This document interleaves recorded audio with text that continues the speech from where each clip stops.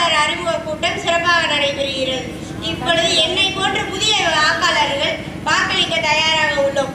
நம் தொகுதியில் உள்ள வாக்காளர்களை நாம் ஆராய்ந்து அவர்களுக்கு வாக்களிக்க வேண்டும்.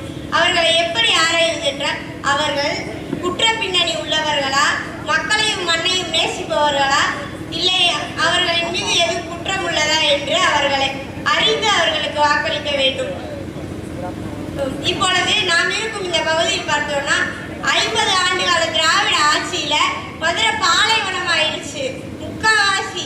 அதுக்கப்புறம் பார்த்தோம்னா மதுரையில புகழ்பெற்ற வைகை நதி சாக்கடையா ஓடிக்கிட்டு இருக்கு. அப்புறம் கிருதுமால் நதியை பார்த்தீங்கன்னா குப்பை தொட்டியா தான் இருக்கு. அதனால அந்த பாலைவனமா இருக்கிற மதுரையை சோலைவனமாக்கணும்னா நாம் தமிழர் கட்சி விவசாய சின்னத்துல வாக்களிக்கணும். அப்புறம் பார்த்தீங்கன்னா ஒரு வருடத்திற்கு மாநகராட்சி பகுதியில தொகுதி மேம்பாட்டு நிதி 3 கோடி தராங்க. அதை மாதிரி பார்த்தோம்னா 5 வருடத்துக்கு 15 கோடி. அதெல்லாம் என்னாச்சு? இதே மாதிரி இன்னும் நிறைய இருக்கு.